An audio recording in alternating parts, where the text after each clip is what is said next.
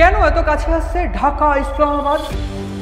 কেন গোটা বাংলাদেশ জুড়ে ছড়িয়ে দেওয়া হচ্ছে আইএসআই জঙ্গিবাদের বীজ? কেন ইউনূসপন্থী বাংলাদেশের বিভিন্ন সেনাকে ট্রেনিং দেওয়া হবে যুদ্ধ বিমান চালানোর জন্য? কেন ঢাকা বা ইসলামাবাদের বিভিন্ন সেনাকর্তারা চিকেন স্নেক বরাবর ঘোরাফেরা করছে পরিত্যক্ত বিমান ঘাঁটি দেখার জন্য?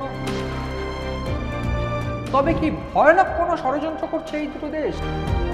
অতলে এত গভীর সম্পর্কে কোথাও গিয়ে তারা এইবার ভারতের সঙ্গে যুদ্ধ চাইছে? নমস্কার, সিএন ডিজিটালে আপনাদের স্বাগত। আপনারা দেখছেন ইনসাইট, আর আমি আপনাদের সঙ্গে রয়েছি মণি ভট্টাচার্য। আজকে এই যে আলোচনা, সেই আলোচনার মূল বিষয়বস্তু এই দুটো দেশ পাকিস্তান এবং বাংলাদেশ ঘুরপথে অপারেশন সিঁদুরের যে ক্ষত, সেই ক্ষত সারিয়ে এইবার পাকিস্তান বাংলাদেশকে সঙ্গে নিয়ে যুদ্ধ নামবে। তা যদি হয় তবে সেই যুদ্ধ কি ভারতের সঙ্গে? কারা এর ইন্ধন দিচ্ছে, কারা ঘুরপথে ফান্ডিং দিচ্ছে, কারা ঘুরপথে এই গোটা ঘটনা পরিচালনা করছে? আজকের এই অনুষ্ঠানে আমি দেখানোর চেষ্টা করব বাংলাদেশ পাকিস্তান এক্স্যাক্টলি কি চাইছে। সাম্প্রতিককালে যে চিত্র আমরা দেখেছি বাংলাদেশের, তা কিন্তু একেবারেই অচেনা। বাঙালি হয়ে এই চিত্র বলতে কিন্তু স্বাভাবিকভাবে লজ্জাই করে। তার কারণ একদিকে একটা সময় বাঙালি ছিল একেবারে সৃষ্টি বা শিল্পের একেবারে উৎকর্ষ জায়গা বা উৎকর্ষ সৃষ্টিকারী একটা জাত। এই মুহূর্তে দাঁড়িয়ে গোটা বাঙালি জাতি বা গোটা বাংলাদেশ জুড়ে ছড়িয়ে পড়ছে, ঢাকা বা বিভিন্ন ক্ষেত্রে ছড়িয়ে পড়ছে গোটা বাংলাদেশ জুড়ে ইসলামাবাদ, রাওয়ালপিন্ডির আইএসআই জঙ্গিরা। এবং বিভিন্ন ক্ষেত্রে এই আইএসআই জঙ্গিরা বা এই আইএসআই আধিকারিকরা তারাই ইনজেকশন পুশ করছে, ম্যানিপুলেশন করছে বাংলাদেশের বিভিন্ন ধর্মীয় অন্ধ বা ধর্মান্ধ ব্যক্তিদের জঙ্গিবাদে। এবং একদিক থেকে ইউনূস যে পলিটিক্যাল খেলাটা খেলতে চাইছে, সাম্প্রতিককালে আমরা দেখেছি নিজের গদি ধরে রাখতে গিয়ে যে বিষয়টা তারা সামনে আনতে চেষ্টা করেছিল যে কোনোভাবেই কিন্তু নির্বাচনকে হতে দেওয়া যাবে না, এবং বিএনপির সঙ্গে তা নিয়ে যে সংঘাত জিওপলিটিক্যালি বা একেবারে অভ্যন্তরীণ রাজনীতির দিক থেকে, সেই গোটা চিত্রটা বাংলাদেশের আমরা দেখেছি। কিন্তু এই মুহূর্তে যে তথ্যটা সামনে আসছে বা সাম্প্রতিককালে যে বিষয়টা নিয়ে অত্যন্ত উদ্বিগ্নের সঙ্গে আমি অনুষ্ঠান করেছি, যে গোটা বাংলাদেশ জুড়ে বিভিন্ন ক্ষেত্রে আইএসআই এর যারা কর্তারা রয়েছে বা বিভিন্ন ক্ষেত্রে সাহির শামসুদ মির্জা, যিনি কিনা পদমর্যাদায় একেবারে আসিম মুনির বা পাকিস্তানের সেনাপ্রধানের থেকে উচ্চপদস্থ কর্তা, তিনি আসছেন এবং তিনি 8 জন কর্মকর্তাকে নিয়ে এসেছেন। তিনি ভিজিট করেছেন চিকেন স্নেক বরাবর বিভিন্ন পরিত্যক্ত বিমান ঘাঁটি, সেটা লালমনিরহাট হোক কিংবা চিকেন স্নেকের আশেপাশে অন্য কোনো পরিত্যক্ত বিমান ঘাঁটি হোক। আমি বারবার করে এই আশঙ্কার কথা বলছিলাম যে সেভেন সিস্টার্স কোথাও গিয়ে টার্গেট নয় তো, এবং তার একটা প্রাথমিক রূপ আমি বলে দেওয়ার চেষ্টা করেছিলাম বা তার নিয়ে বিতর্ক উঠেছিল। দ্য আর্ট অফ ট্রায়াম্ফ যে বইটা রীতিমতো এই সাহির শামসুদ মির্জাকে আমরা দেখেছি ইউনূস গিফট করেছেন, সেই গিফটের মধ্যে সেই ম্যাপে কিন্তু বাংলাদেশের মধ্যে এই সেভেন সিস্টার্সের যে ম্যাপটা ঢুকিয়ে দেওয়া হয়েছিল তা নিয়ে বিতর্ক কম হয়নি। কিন্তু এই মুহূর্তে দাঁড়িয়ে যে বিষয়টা অত্যন্ত উদ্বিগ্নের, অত্যন্ত সংবেদনশীল বিষয়, সেইটা হলো কেন বাংলাদেশকে এইবার সেনারা পৌঁছে যাচ্ছে পাকিস্তানে। রাওয়ালপিন্ডিতে গোপন বৈঠক হচ্ছে এবং কারা কারা যাচ্ছেন? 4 জন সদস্যের একটি দল। আমি নাম করে বলবো, বাংলাদেশের একজন উচ্চপদস্থ সেনাবাহিনীর মেজর জেনারেল মোহাম্মদ মাসুদুর রহমান, তার সঙ্গী রয়েছেন 2 জন মেজর এবং একজন লেফটেন্যান্ট কর্নেল। বাংলাদেশের যে একেবারে তথ্য, গোপন তথ্য, এই তথ্যটা একেবারে পরিষ্কার হয়ে যাচ্ছে যে সাহির শামসুদ মির্জা আসার পর বাংলাদেশের ঢাকায় আইএসআই বা বিভিন্ন ক্ষেত্রে জঙ্গিদের একটা থাকার আস্তানা একেবারে অফিসিয়ালি ইউনূস করে দিয়েছে। এবং ঠিক তারপর এইবার বাংলাদেশ থেকে রাওয়ালপিন্ডি গিয়ে গোপন আলোচনা করছে 4 জন আধিকারিক।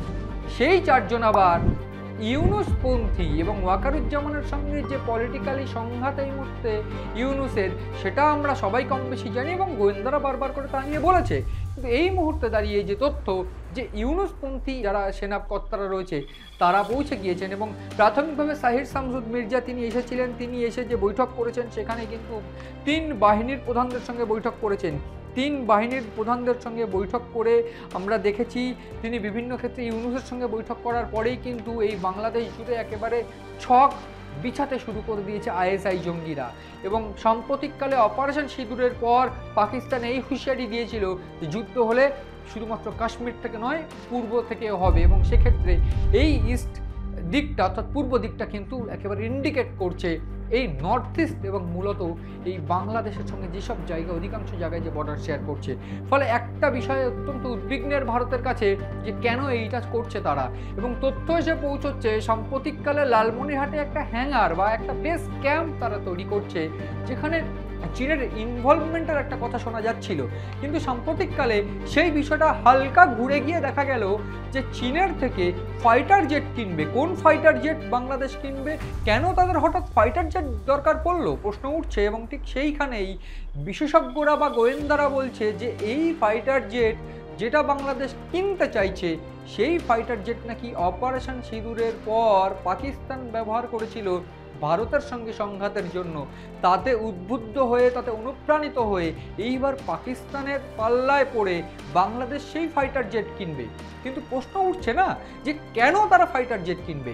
ফাইটার জেট কেনার অন্যতম কারণ বা গোয়েন্দা তথ্য, সেই তথ্য একেবারে পরিষ্কার যে ফাইটার জেট কিনবে সেক্ষেত্রে অন্য কোনো ষড়যন্ত্র কিন্তু এখানে রয়েছে। সেক্ষেত্রে একদিক থেকে একেবারে এই ফাইটার জেট কিনবে এবং তথ্য এসে পৌঁছচ্ছে পাকিস্তানের সেনাবাহিনী যারা রয়েছে তারা কিনা বাংলাদেশের এই ইউনুস ঘনিষ্ঠ সেনাদের ট্রেনিং দেবে ফাইটার জেট চালানোর জন্য। এবং এই ফাইটার জেট চালানোর জন্য যে ট্রেনিং, সেই ট্রেনিং ইতিমধ্যে পাকিস্তানে হওয়া শুরু হয়ে দিয়েছে। এবং সেই যে ফাইটার জেট বা বিভিন্ন ক্ষেত্রে নৌবাহিনীর যে ট্রেনিং চলছে, সেই ট্রেনিং বাংলাদেশের এই 4 জন যারা কিনা রাওয়ালপিন্ডি গিয়েছেন, গোপন বৈঠক করছেন, তারা ভিজিট করবে। তাহলে বুঝতে পারছেন যে ছকটা কি হতে চলেছে। একদিক থেকে বাংলাদেশের বিভিন্ন ক্ষেত্রে যারা রয়েছে এই মতো অন্তর্বর্তী সরকার, তারা সিদ্ধান্ত নিয়েছে যে ফাইটার জেট কিনবে চীনের থেকে, ফাইটার জেট ট্রেনিং করবে পাকিস্তান, ট্রেনিং দেবে পাকিস্তান।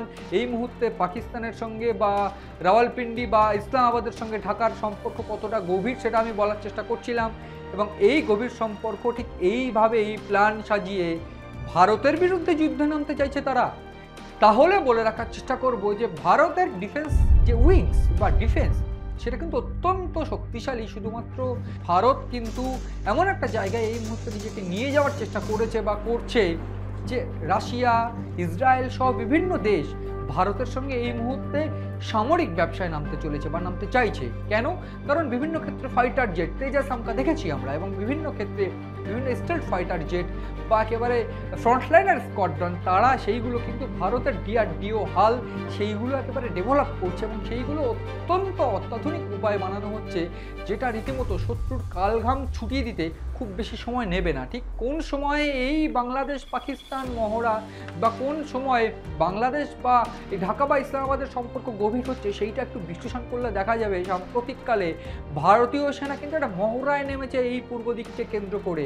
এবং নর্থ ইস্টকে কেন্দ্র করে 2026-এর 15 তারিখ জানুয়ারি অবধি যে ভয়ানক মহড়া, সেই মহড়ায় কোথাও গিয়ে তার মধ্যেই কি ভারতীয় সেনা অ্যাকশন নিয়ে নেবে, তার কারণ এই যে গভীর প্ল্যান ষড়যন্ত্র, সেটা কিন্তু গোয়েন্দারা বুঝতে পেরে গিয়েছে, আজ করতে পেরেছে। এবং এই মহড়ার মধ্যেই যদি ভয়ানক কোনো একটা সিদ্ধান্ত নেয় বা অপারেশনের পথে যায় ভারতীয় সেনা, সেক্ষেত্রে আমি একটা কথা বলবো, একেবারে শিওর হয়ে এই কথাটা বলবো যে বাংলাদেশ ভারতীয় সেনার এই উন্নত পরিমাণ বা উন্নত লেভেলের মহড়া বা উন্নত লেভেলের সেনাবাহিনীর কাছে একেবারে সামান্য একটা বিষয়, বা বলা ভালো একটা চুটকির বিষয়। চোখের পলক পড়বে, বাংলাদেশ একেবারে শেষ হয়ে যাবে।